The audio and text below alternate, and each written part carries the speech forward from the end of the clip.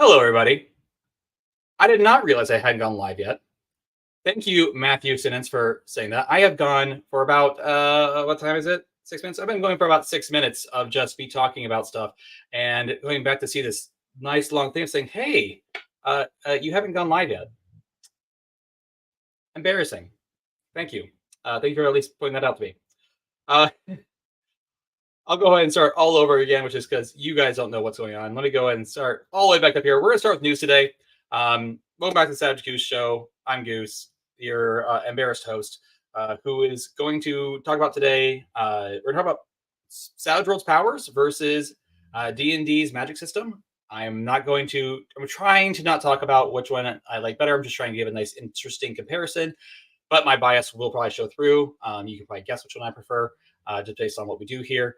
But nevertheless, let's just jump into things. What you should be seeing before you, if we're live, which we we are seeing right now the Pinnacle's newsletter for the week.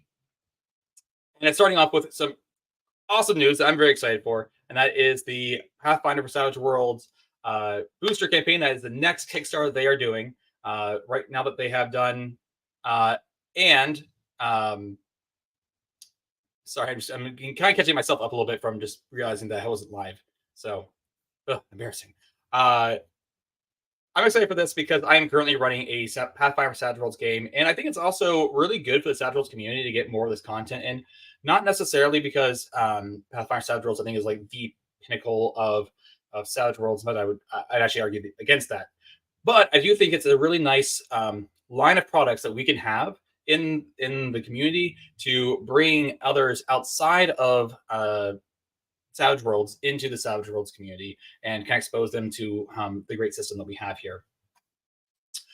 Now, the two in this book, actually, there's going to be two books in this Kickstarter. One's going to be a Bestiary 2, or I like to call it a Bestiary. I know it's not pronounced that way. I think it should be spelled that way. I know why it's not. I just think it'd be cooler that way. It just makes more sense. I feel it'd be a lot less confusing.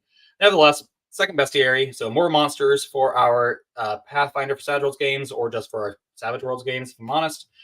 And as well as a book for GMs and players. The two options that they're coming with for classes, the ones they've teased, or I should say just outright said here, there is some in the art. And originally when I first saw the information about this, it was just art. Now it's confirmed that we are getting a Gunslinger and Magus. I don't know the lore around gunslingers inside Pathfinder. I know that the gunslinger has guns, and for some reason, the guns can only be made by them, or can be used by them. I'm not sure why exactly lore-wise. And the other character is a Magus, and based on the art, I'm guessing that they are some sort of melee fighter who uses magic, and I love the idea, or a Gish, basically. It's like some sort of Gish. And I love Gishes, especially love just like straight up, I use raw magic to infuse into my melee attacks and like to protect me and use it in like melee combat. And I love that idea. I played a game, a MMORPG a long time ago, back when I was in high school, called Cabal Online, and we had like these like tanks, you had like these like sword users. They used two swords. You had the magic users, then you had someone in between the magic user and the sword user who like could use their magic combined with their weapon. And I love that kind of style of play. So I'm actually really interested in seeing that particular character in action. We don't know what that book's going to be called yet. They haven't actually said what it's going to be called. We already have the core rule books. We have the Advanced Player's Guide. I don't know what this third book could be called. For last I knew from the live stream, I believe it was a week ago at this point, they said they didn't have a concrete name for this book in mind, but we'll see what happens. And I'm just checking again to make sure that you guys can hear me as well. But you guys can. Sounds like you can. That's great. So moving on from there, Savage Worlds is on sale on Fantasy Grounds through March 31st. So basically until Easter. The Holler books, the Lankmar for City of Thieves, and Legend of Ghost Mountain are all on sale on Fantasy Grounds if you use Fantasy Grounds as your virtual tabletop role-playing game system. That's a great way to get stuff on sale at a nice discount price. Lankmar is interesting. I'm curious to see why they did. I'm curious to know why, I should say, they put Lankmar on this list for be on sale. I would love to see more Suede stuff with Lankmar. I should say, see the Suede stuff with Lankmar at all, if I'm honest. I started back in Deluxe Edition, Deluxe Explorers Edition specifically, And I saw Langmar, and I thought that that's like I really wanted to try that game, that setting. And then we got Swayed, and I was hoping that they would do Langmar as a setting for Swayed, and they haven't done it yet. I'm hoping that eventually, or I'm hoping that they're working on it somewhere, and we can see this eventually. But nevertheless, if you're using Fantasy Grounds, go ahead and check out those sales. They did a few crowdfunding events, or whatever you want to call them, crowdfunding things in Savage Worlds Venture Edition for Hebrew, which is great to see that they are expanding to other languages, especially some languages that may not be as popular. I took Hebrew, 2 years of Hebrew in seminary, and so I feel like I should be able to read this, but it's been so long since I did Hebrew that I can't quite remember it. And two, modern Hebrew is a lot different than biblical Hebrew, so I can't say I remember. I can't read this. I have no idea what it says. No idea. But it's cool to see that's happening, and there's part of me actually kind of wants to go get Hebrew copies of like the core rulebook if they have it or whatever, just because I think that'd be cool to have in my collection. And now I'm starting to think, oh man, I wonder if they have Greek versions too, because that'd be really cool as well. But yeah, go ahead and check that out. Especially if you speak Hebrew, check that out for sure. In this week's Savage Universe stream, they are talking about FFFF, that is Fast Furious Fun February. This was a event that is done for a creator jam, where a bunch of creators in the Savage Worlds community kind of spend a month creating new products and new materials for Savage Worlds and releasing them to the community. They're going to go over the showcase kind of all the submissions for this year's event and just kind of see like what kind of things people came up with. And I'm curious to see what kind of stuff they come up with as well. All right, and then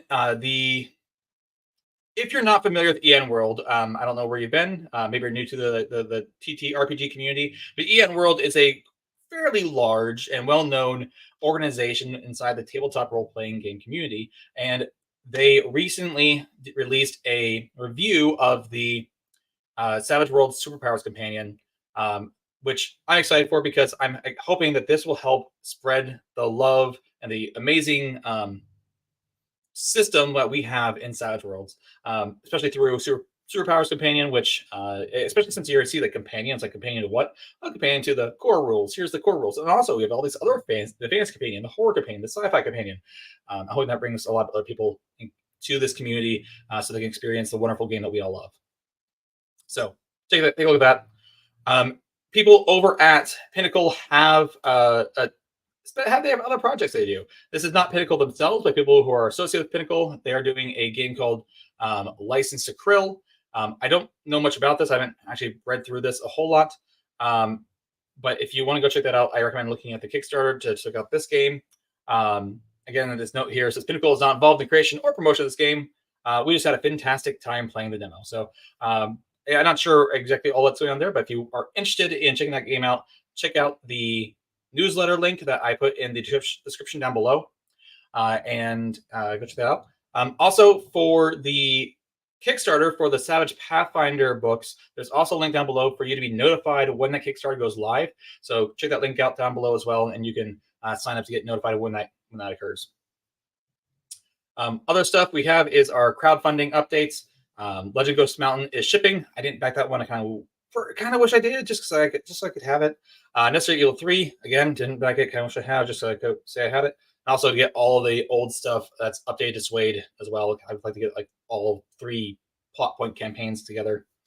Anniversary celebration. The Pledge Manager closes at the end of May, which to me, I'm like, that's so far away, and that means that we still have a long time before we get shipments. But I'm excited to get those, as well as the rest of the stuff that's on this list. Actually, like everything else on this list, I'm getting. Like, Night Train Adventure, Science Fiction Companion. I'm going to get the booster for Pathfinder for Savage Worlds because I'm running that game right now. I want those. I want that stuff, please. So, yeah, that's all the news when it comes to the newsletter. Let's go ahead and jump over to our slide deck.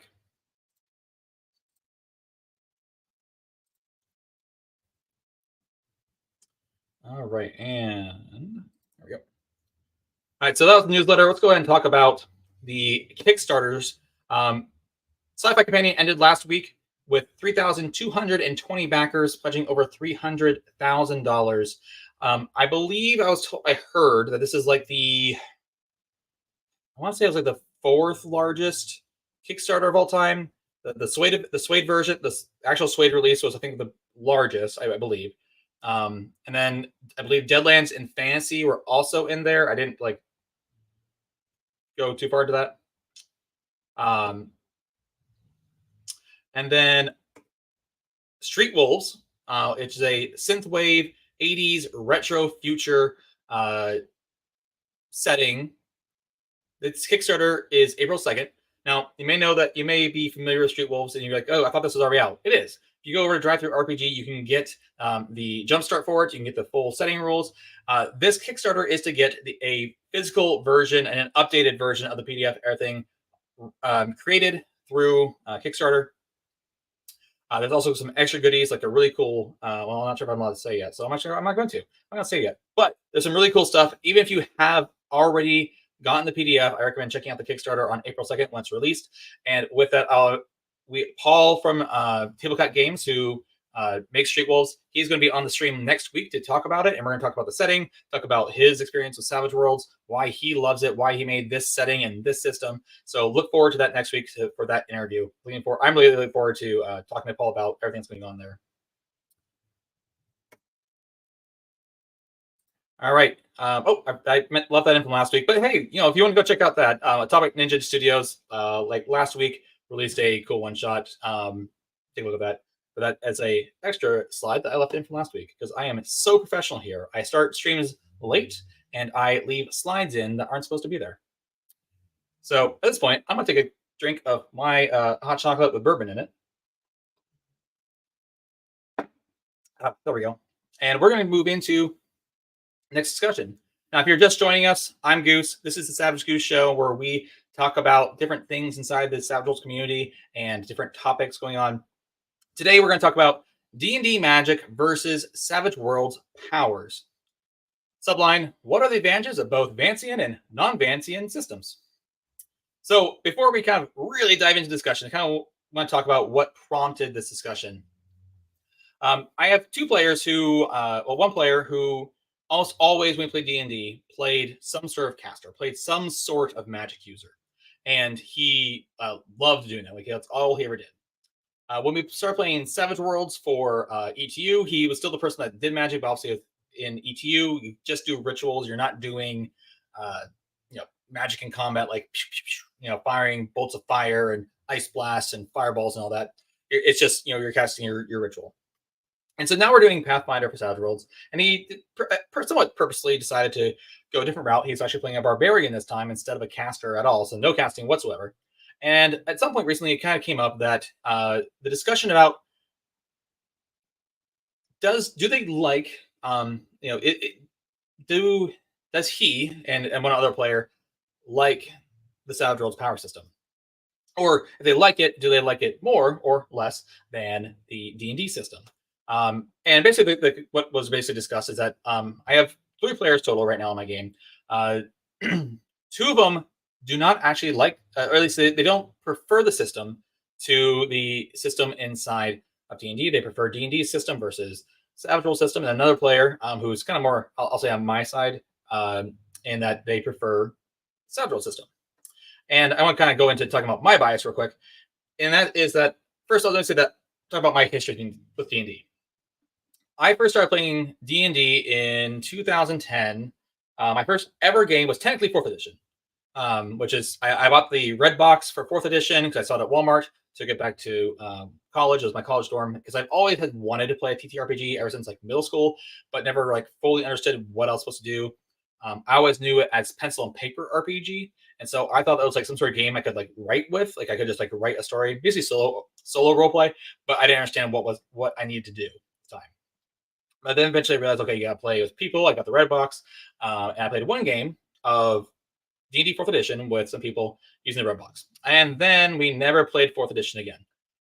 Never really got to play with those people ever again. Didn't kind of just fell out of place like real quick. And then I met some other groups of people who we played 3.5. Specifically, we played in the Ravenloft setting and I enjoyed that. It was fun. We also played some L5R and a few other systems.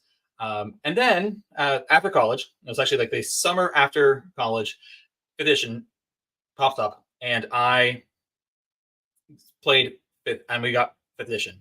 This here is my fifth edition book for the Player's Handbook, and if you look at the beginning, you'll see that it is the first printing. First printing, August 2014. So this is my first printing copy of D&D's Player's Handbook. So I did not jump on a bandwagon like after 5th edition came out, after Critical Role came out. I've been playing 5e since it came out.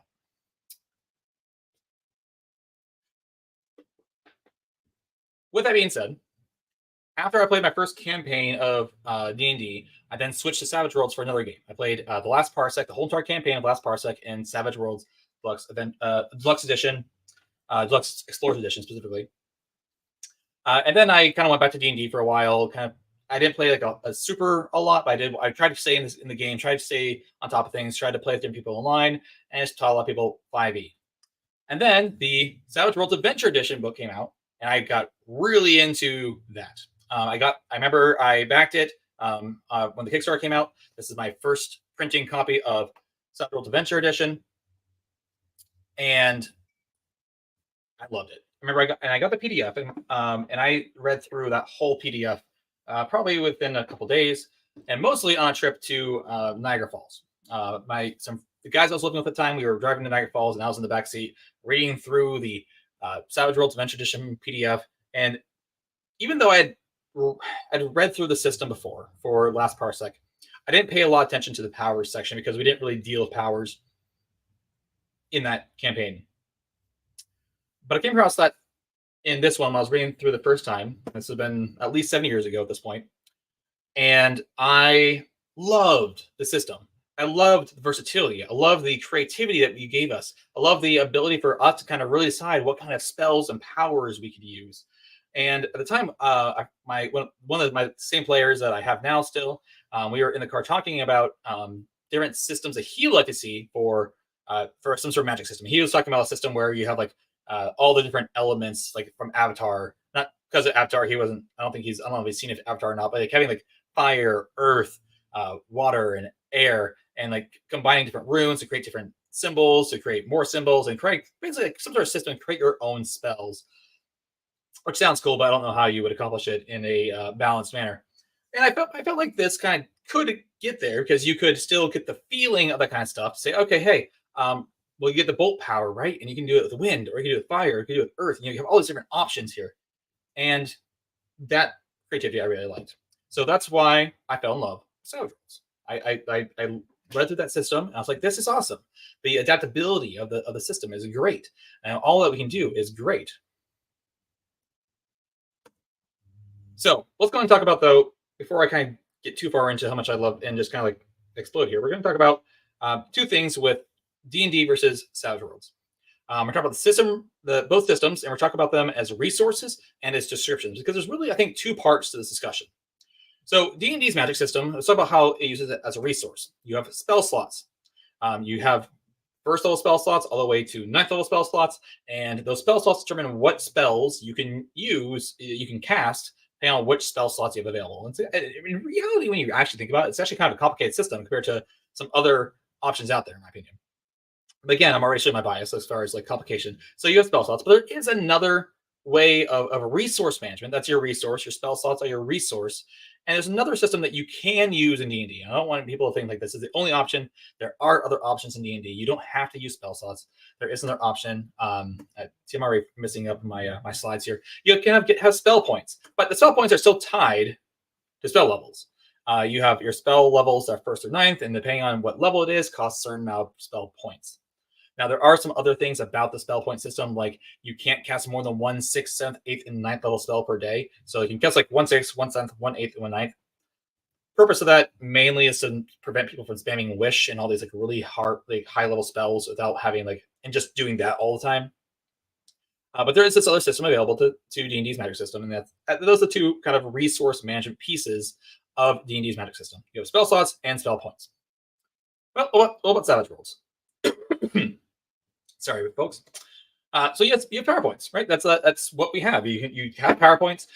You can each power costs a certain amount of points. You spend the points to activate the power. If you are adding modifiers, you add in additional PowerPoints to spend on that. You can limit the power to say like, oh hey, this power is only going to be able to be used when I touch the person to do it, or or maybe it's only available to myself.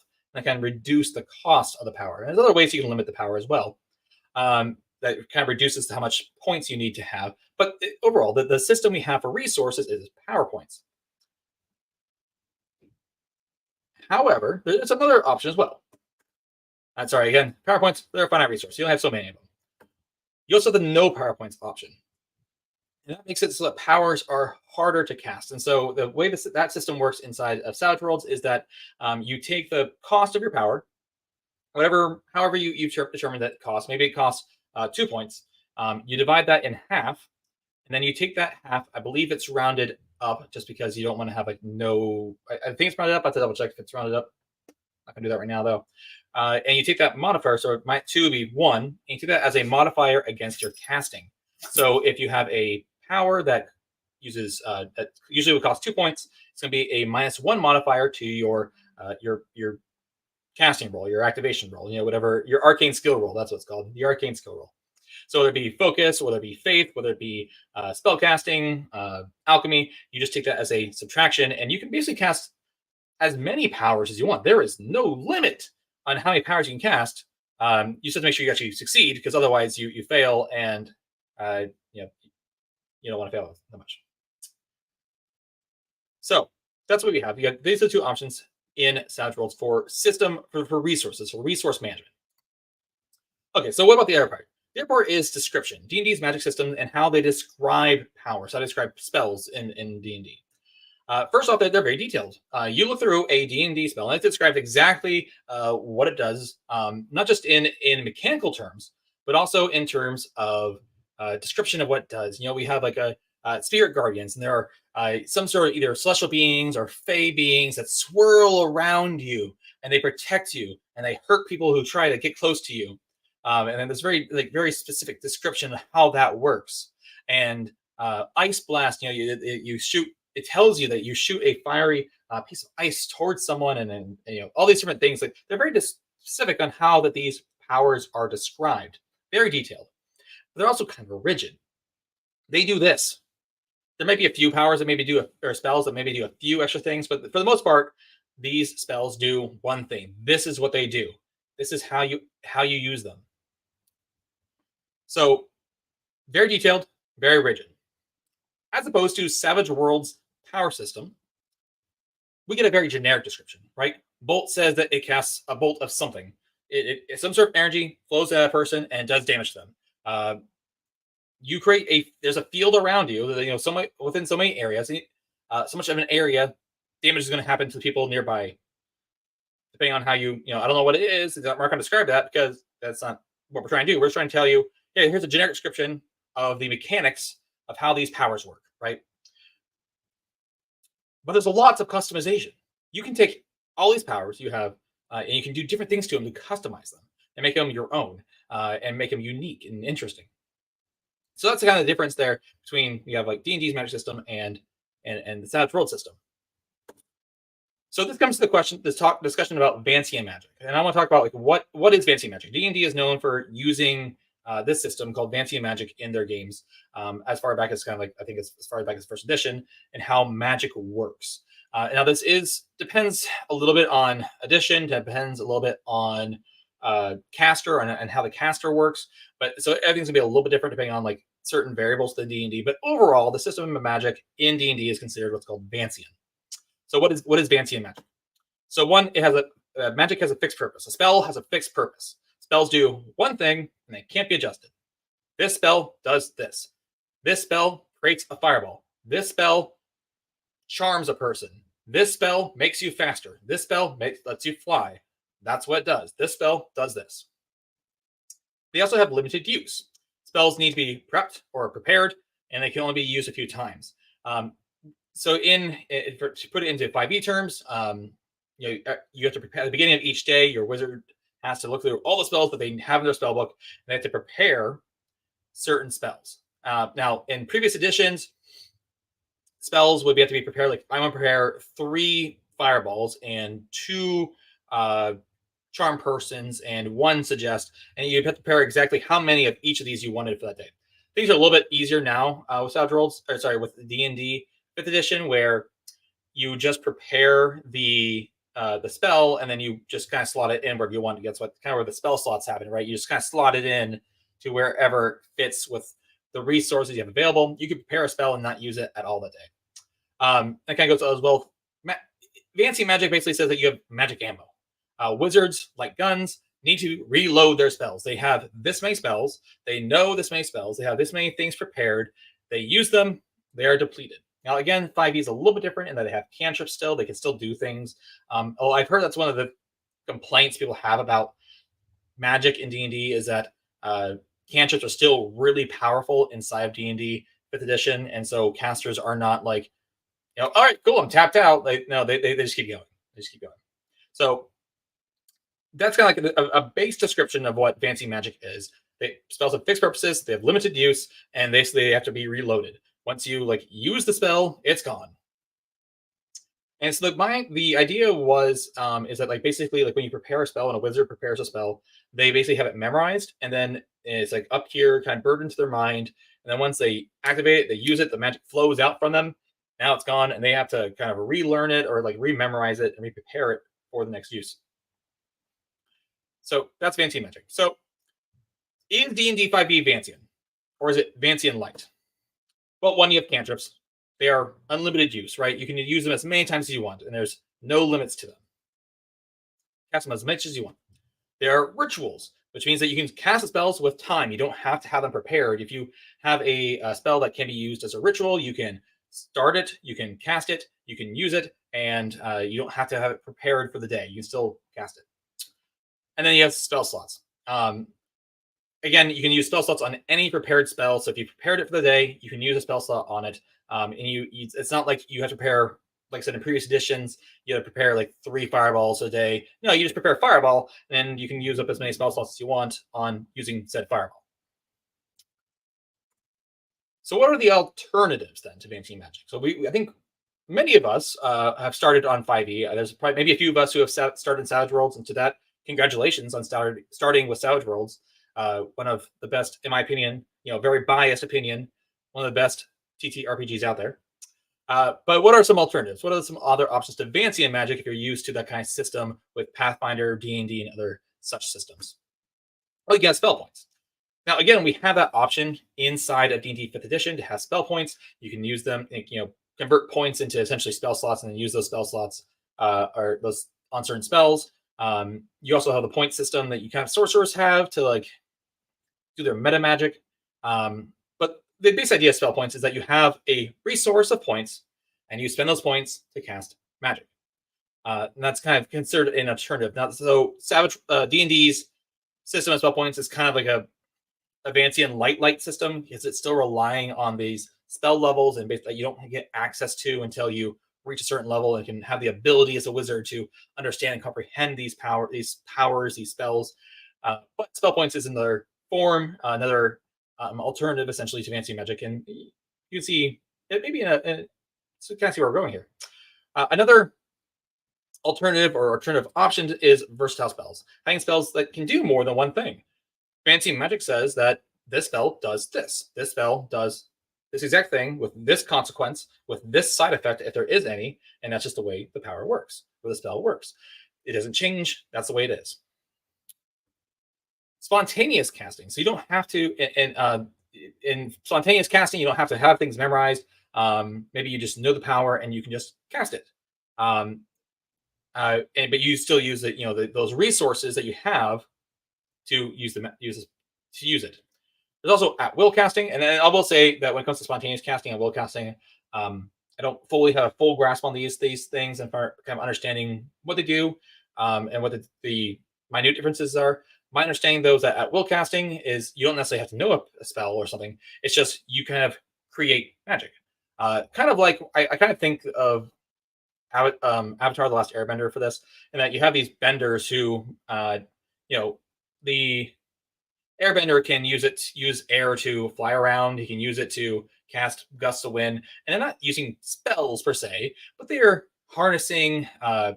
Not necessarily magic. I don't think it's magic in that system, but they're harnessing something in a way, and then they're forcing it in their direction at their will. Right? There's at their will to create this effect. And so it's not necessarily that there is a energy that you have to use, nothing, a resource you have to manage, but you can just kind of create these effects at will. So what does Savage Worlds offer when it comes? So we talked about Vancian systems. We've talked about what D&D 5e has. What does Savage Worlds offer?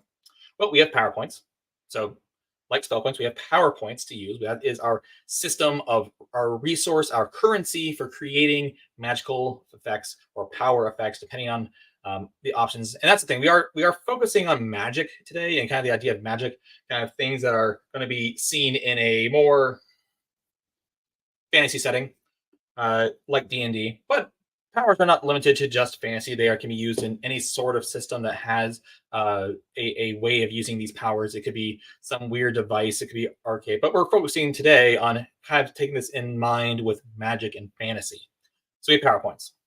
We have customization. Customization, like saying trappings. We have, for one of the problems that we talked about with my players is that we have bolt, right? And one player is like, okay, well, we have bolt, but yes, we have bolt. I can make that a fireball. I can make that an ice bolt. I can make that whatever I want. But in D&D, the firebolt does this extra little thing, or the ice bolt does this extra little thing. Like, for instance, the ice bolt thing like slows someone down 10 feet, and what have you. So we kind of cover all of those in one power of bolt, but we can customize it with trappings, right? We can say bolt can be any of these trappings. Like if you are a fire caster or an evocation wizard, you're going to use the fire trapping. It's some sort of flame of fire, and it doesn't have to be the same flame of fire that I use. Maybe I just send a stream of fire towards someone. Maybe you use bolt to kind of like bring in some sort of fire, some sort of ball of fire, and you throw it. Not necessarily like a fireball, like explosion, but maybe you have actually like a sphere of fire, and you throw that at the person. That's your bolt instead of a stream of fire. So not even everyone's fire bolt doesn't have to be the same. It can be described differently. And that's kind of one of the things I like about it. And you can limit the powers. One of the things that one of my players did in the past, I think it was kind of funny that he did this, is he had the healing power, but the healing power that he had was limited to to self. The power is already limited to touch. He was limited to self. So he could only use healing on himself. And that's cool. It's kind of like a way to show how kind of like either selfish character is, or how the character, maybe it goes with the way the character is as far as when it comes to his abilities. And maybe it's only centers around himself, and his abilities only matter to like make sure that he's okay. Right? It kind of, and you give this a little uniqueness to the power. We also have modification. So I'm putting these different things. So you have customization, like this is how the power is, right? This is, you create the power with the trapping, and the way that the Savage Worlds is intended to be used is that you have these trappings, you have these limitations, and once you set those, that's the power, right? That's the way the power gets used. But we also have modifications that can be used anytime. If you want to increase the damage of your bolt power, you can spend extra points to make it stronger, to make it do more damage. You can spend extra points to make it to go farther.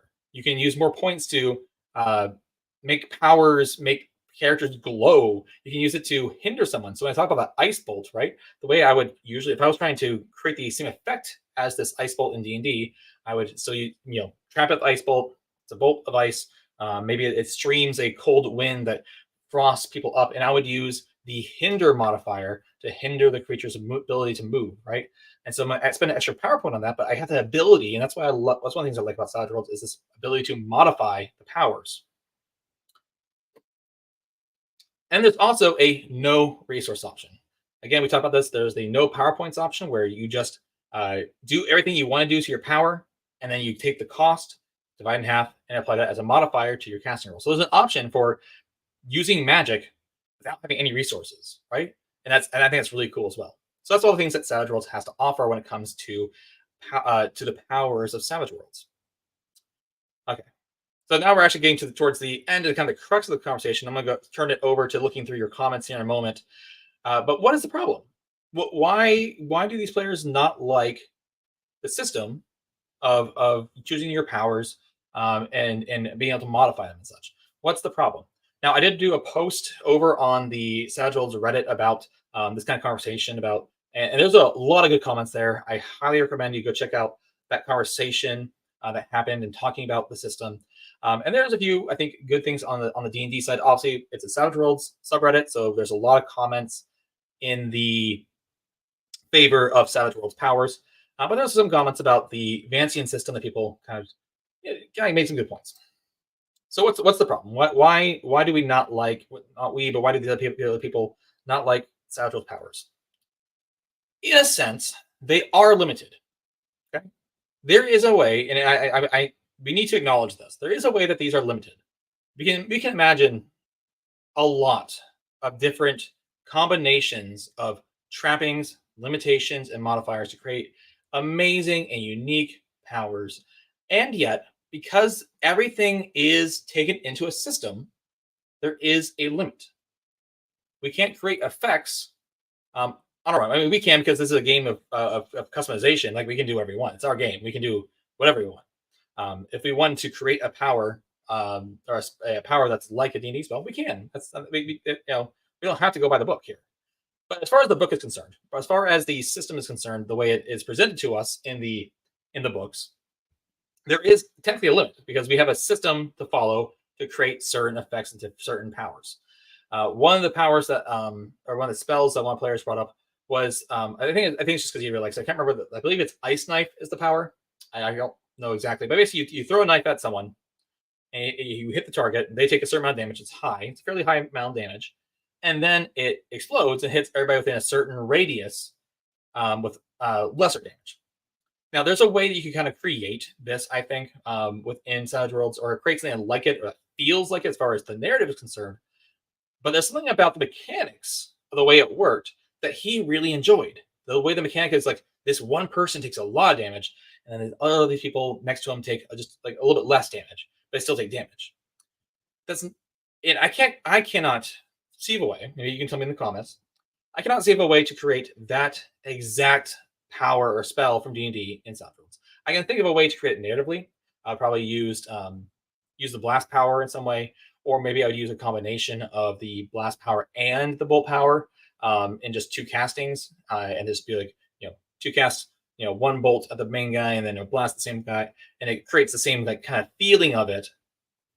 But technically speaking, is two different powers, and I can't create this one power list. So there is a sense of limitation there, and we have to acknowledge that. That's fine. I don't think it's a problem to say there's a limitation, that we have a nice clean system that works really well, and makes it so that things are, I won't say balanced, but it's cleaner than just having these other spells that the way D&D does things. And I think that actually brings up a point that I didn't think of a place to put this earlier when it comes to D&D system, in that there are some options in D&D that just are not good options. One of the current spells that is talked about, a lot of people ban, I think, is Silvery Barbs, because it gives these. It's a really good spell. I was talking to one of my friends who plays a lot of 5e, and he was thinking about it. He's like, "No, that is a straight up better spell than X." I don't remember what X is. I don't remember what that spell was. He's like, "No, that is a straight up better version of this." Now, not everybody gets access to it. We can talk on and on about Silvery Barbs. Point being, though, that sometimes there are just better spells. It's like, this is not the optimal spell to take. And when you do take it, sometimes players feel like, "Oh, I thought this was a cool spell," and now I realize it's lame, and they feel bad about it. Or, basically, there's a power difference between these spells. And I feel like we have less of a problem with that within Savage Worlds, because guess what? If these two in Savage Worlds, those two spells are probably the same thing. It's not. So probably just boost trait, right? They're probably just some other power that allows the person to do X. Maybe it's Warrior's Gift. Maybe it's something like that. So we have a problem. Anyways, so what's the problem with Savage Worlds? Kind of getting off topic a little bit, or kind of going down a side road. It's still the same topic. Some people find the powers boring. Why? Because they read through the powers and the descriptions are boring. Which is kind of the point, right? We said that they are generic. They are generic power descriptions. They're not purposely trying to evoke imagination. They're not trying to purposely evoke a certain feeling or anything. They're just trying to say, "Hey, here's the mechanics of this." And most of them do give options like, hey, here's how you can flavor it to make it seem more you. Like, here's some ideas. And that kind of leads into the next option, is that next kind of problem, and that's you have to provide the creativity. And it's not that the makers of Savage Worlds are lazy. They're trying to say, no, we don't want to provide the creativity because this is you. This is your game. Make it yours. Make these powers yours. Make these powers unique and interesting to you. And some of us, I think, or some people, I think, are maybe intimidated by that. We have to come up with this imagination of how does this work. On top of that, I know that a lot of us don't actually do this. We just take the powers and it's just use the mechanical effects, and we don't flavor it. Now, I tried to flavor it. I actually, what I did for one of my games was that I played it, and I actually got to play in a few games, and where I had a half orc shaman type caster with dark magic, and I had some ideas for how I envisioned it as far as the vision goes, like how does it look. And what I did is I actually went over to ChatGPT at the time. I think it's the best option at the time. I said, hey, I have this power for Savage Worlds. Here's how I imagine it looking. This is what I think it looks like when I cast this power. What would be a good name for it, right? And so it gave me names for each one of my powers, for the ones I couldn't come up with names for. And I was able, whenever I cast the power, I could just say, okay, I cast this. And then kind of like in parentheses of, it also gave me words that my character could say when I cast that power, which is like, one of the powers I had was create pit, which created just like this dark hole with skulls at the bottom and a fog of miasma kind of like flowing out of it. I don't remember what the name of the power was. Maybe it was like Hell's Depths or something like that. And there's a certain word a certain phrase I would say when I cast the power, I'd be like, to the depths with you. And I would cast the power and they would fall into the hole. And that was a lot of fun creativity. And I don't consider myself a super creative person. So I had to invoke some extra creativity there. I had to ask some ideas from this AI that provided me some great ideas. But I had to provide the creativity. It was not something that was automatically given to me by the system. And that's one of the things I think players like about D&D is when they go through and they read all of these descriptions of the spells that they have. It helps them invoke their imagination without having to provide the creativity themselves. It's not to say that this is necessarily a bad thing. Okay, I'm not saying that how dare you not be creative. What I'm saying is like that's why some people may prefer that. There's also something else that someone else said on the Reddit. I didn't really put this in here because I don't think this is necessarily a problem. It's just a preference thing. And that is that some people just prefer that system of choosing spells. They like seeing that long list of spells to choose from. And they like the idea of them. They like the reward of saying, oh, I made a good choice here. And they choose a spell that they use. And they realize, like, oh, I'm glad I took that spell. There's a reason it feels better to them. Now, I think that same feeling kind of comes across in Savage Worlds when you choose the right power. That's not just a regular power, but nonetheless, I think that's something that you can still get in Savage Worlds, but I can understand why people may like that in D&D. Okay, so that is all I think I have to say here. Yeah, that's all I have to say. Let's look at your comments. I'm going to go ahead and you guys did a lot here. Conf Goose, okay, that's where I kind of didn't get through everything. Man,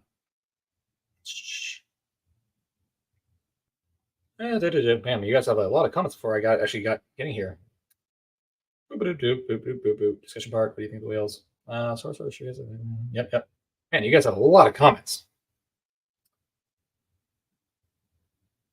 So Matthew Sense asks, do you like D&D more than modern D&D? I don't have a comment on that because I have never played a D&D. I played 3.5, Pathfinder, 4th edition, and 5th edition. I've not played anything prior to essentially 3rd edition, so I can't make a comment on that. That being said, my favorite, like between 3.5 and 4th and 5th.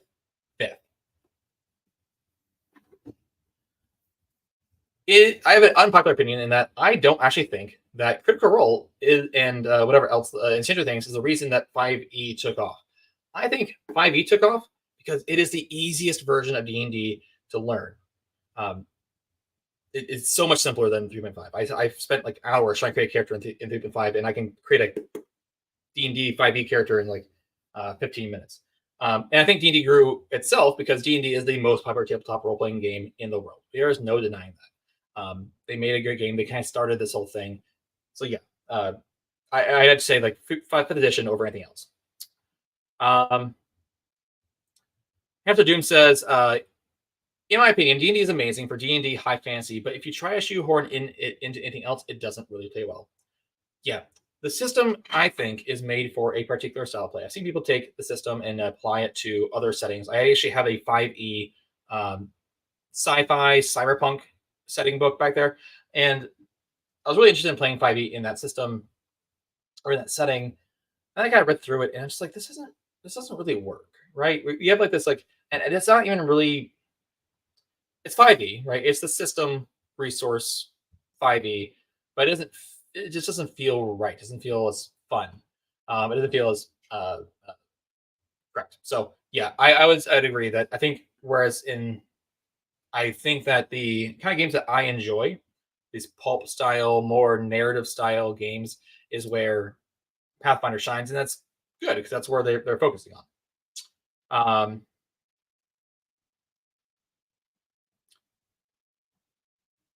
Kind of looking through here.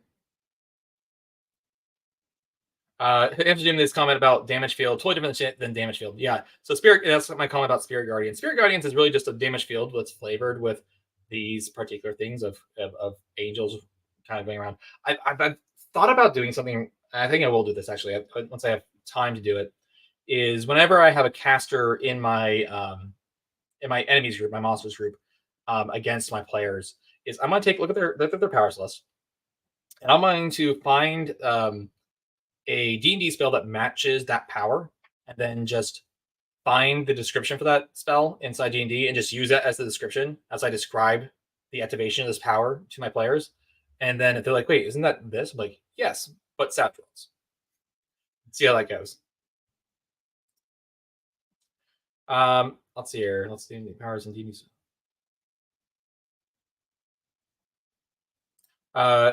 Lots of powers in D&D style spells, but they usually do one thing. Yeah. Savage World's powers are fewer in quantity and have more flexibility, but the flexibility seems to be determined at character creation. Sorry. And I'd say that's close. The flexibility, it's not the flexibility, it's actually the limitations in the actually the limitations that are determined at character creation as well as the trapping. So the limitations. The flexibility, in my opinion, actually comes with the modifiers that you don't have to apply at the creation of the power, right? Once you take the power, you can still add in all of these flexibilities. Kind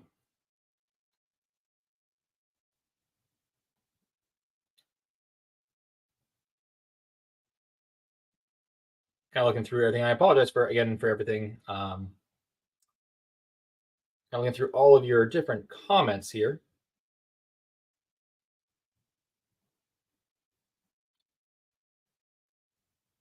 Matthew, I hope I answered your question on why I like 5th edition more than 3.5. I like 5th edition more because I think it's easier. I think it's simpler. It's less rules heavy. It's just easier compared to 3.5. I don't think I can go back to 3.5. I know some people love it, and I find that people that like 3.5 are the people who like really crunchy game systems and who really like the mechanics of the game over mechanics that support narrative play. Not that they can't do that. I find it easier to do so in Savage Worlds. I think it easier to make my mechanics mean a certain thing, a certain narrative result in Savage Worlds than I do in 5th edition. Which also, by the way, leads into a question that I'd be curious to see if you guys are interested in. After playing Savage Worlds for so long, for past essentially since 2020, I want to say maybe not quite that long. I mean, I've been playing for longer, but playing consistently for that long.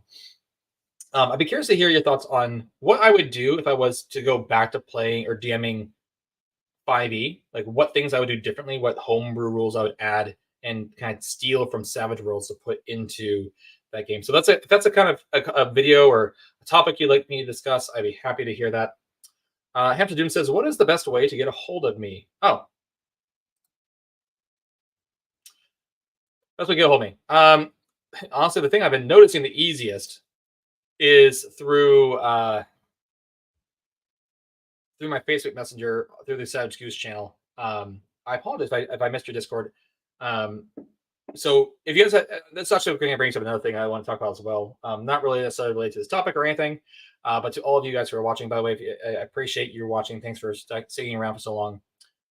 Feel free to watch. If you missed any parts of this, just feel free to rewind. If you're wondering why I haven't been creating other content besides these live streams, I started a new job recently that requires me to drive an hour away and an hour back every day. So I'm losing at least a minimum 10 hours a week due to driving. That's a lot of time to kind of be losing for a week. I also have 2 kids. My wife is pregnant with our 3rd child. So, and she's due within the next month. So things have been kind of hectic around here. I haven't had as much time as I'd like to be able to create content and such. But as far as, and so I also means I miss out on messages and stuff because I don't have as easy of access to my messaging services, my social media as I did at my previous job. So that's why if you didn't get a hold of me. So Hamster Doom, I will go ahead and take a look at that, my Discord, and see if I can see your message. If it was a private message, I'll check that. And then if it was just in the Discord channel, by the way, if you guys didn't know, Savage Worlds has a Discord channel. It's called it's the unofficial Discord channel. There's also an official one that's for like Savage Worlds events through Pinnacle, but there's also an unofficial Discord channel. Check that out. Yeah. Okay. Well, that's a lot of me talking. I'm feeling quite exhausted. This is, I think, the longest stream I've done so far. I am. Next week we are having Paul from Tabletop Games talking to us about Street Wolves, the new setting that's not the new setting, but and his Kickstarter, as well as the Street Wolves setting. So looking forward to talking to him and interviewing him about that. Week after, I don't currently have any plans. I am hoping to have another guest on, and maybe a fairly regular guest actually at that. And then we have another guest who is going to be coming later in the month, as long as my wife doesn't go into labor and have our 3rd child. So next month may be a little sketchy towards the end about having these live streams, but nonetheless, it's going to be an exciting time. So thank you all for joining me. Angela Doom, yeah, I hope so as well, because honestly, the past 2 are pretty easy as well. So I think it should be good. All right, well, thank you all for tuning in and talking, and until next time, stay savage.